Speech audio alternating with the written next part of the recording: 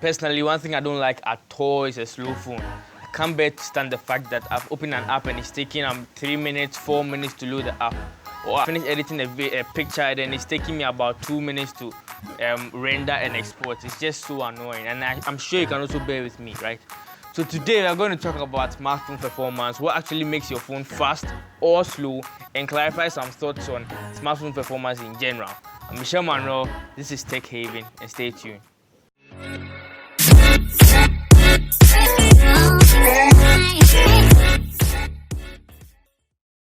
So when you think of speed and performance, what comes to mind? The processor or the CPU. So what does the processor do? It does exactly what you think. It processes all the basic functionality of the phone. So most of the things that your phone does is being controlled by the CPU. So it's the brain of the entire phone.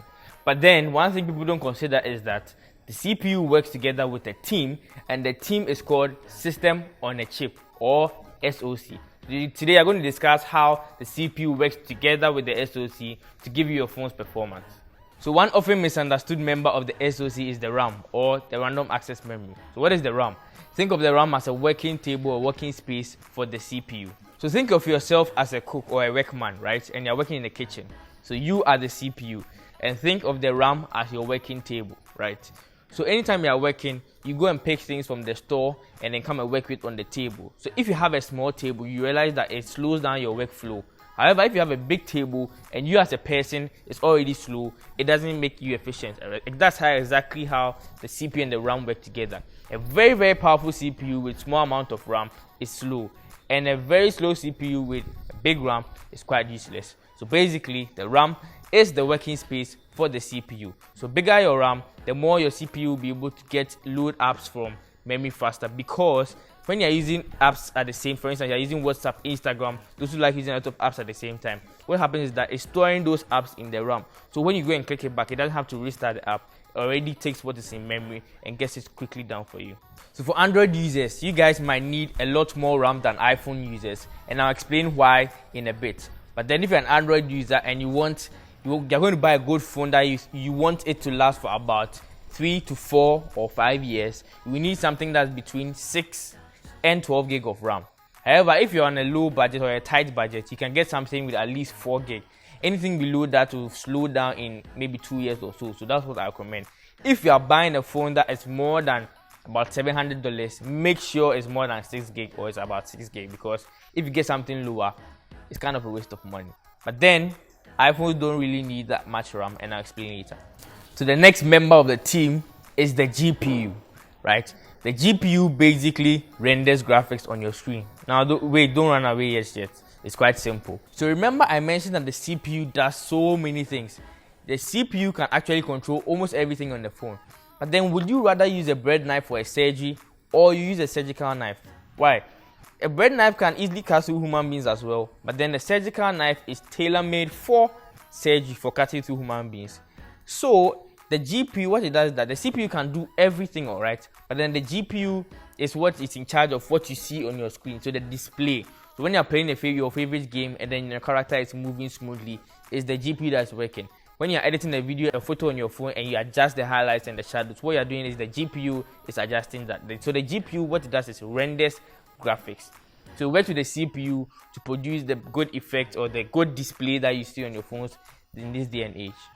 So the big question, why doesn't iPhone need as much RAM as Android does? Now, fun fact, Apple produces their own hardware, which is the iPhone. They produce their own software, which is iOS, and they produce their own CPUs, as I mentioned earlier, what the CPU does. So now, if you're in charge of all this line of production, right, you are in control of all of them, so you can make them for each other. So what Apple does is that they make sure each component is tailor-made for each other. They make their own CPUs, put it in their own phones, make their own software, so they are tightly integrated together. However, on the Android side, Samsung, for instance, Samsung make their own hardware, and for their American phones, what they do is that they go and buy the CPU from a company named Qualcomm. I'm sure you guys have heard of as Snapdragon, but then they go and buy the CPUs from Qualcomm. Then they'll go and buy Android from Google. So it's now up to Samsung to try and integrate all this together. Now, even though they might do a good job of trying to integrate all of them, it will not be as efficient as Apple because Apple is in charge of the entire production line.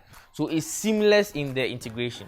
But then for the other companies, they will have to do their own kind of integration. Now, this is not to say that Android doesn't do well, but because, for instance, Google like this, they make their own software and now their own hardware, but they still go and buy chips from Qualcomm, so they have to integrate it. However, Apple makes their own chips, their own hardware, and their own software, so it's integrated, and they don't need as much RAM because everything they do is inside the line of production, so it's tailor-made for each other, as I mentioned.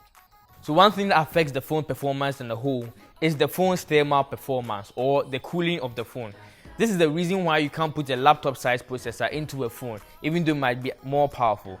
Because when you put something like that inside, you realize that your laptop and stuff, they have fans that cool it, but then you can't put a fan into a phone. Apart from a couple of gaming phones that they have really tried to put a fan inside, most of the phones on the market, almost 99%, don't have fans inside. Now, CPUs have a built-in functionality that is called thermal throttling. Now, this is not big. This is a big thing, but it's not really anything.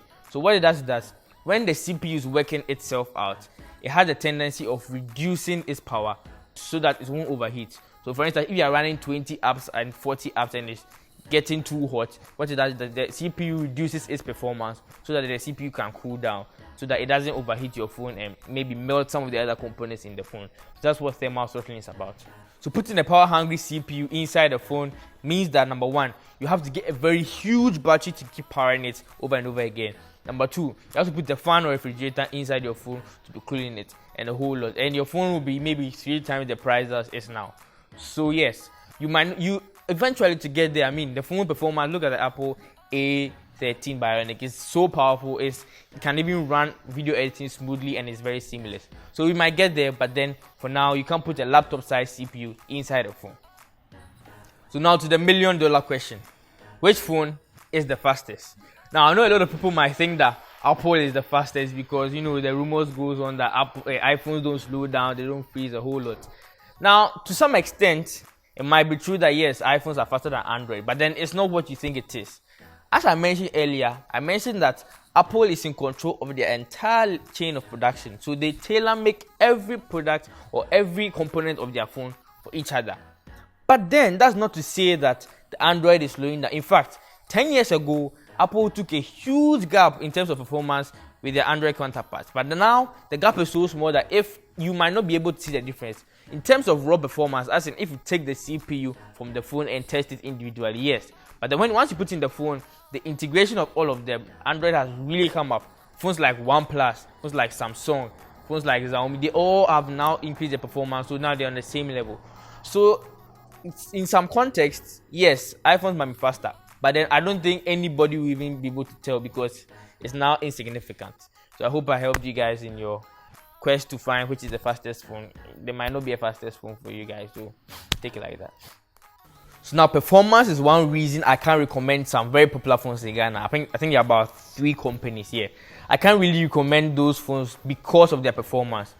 There is a certain chip that, from my experience, all of them I've realized that don't last more than 2 years. After 2 years, to start lagging, getting so slow, you can't even, you get what I'm saying? You are scrolling through menus and it's lagging, you know what I'm saying? Yeah, so these 3 phones, I can't recommend them, but then I can't mention their names also because that would not be nice.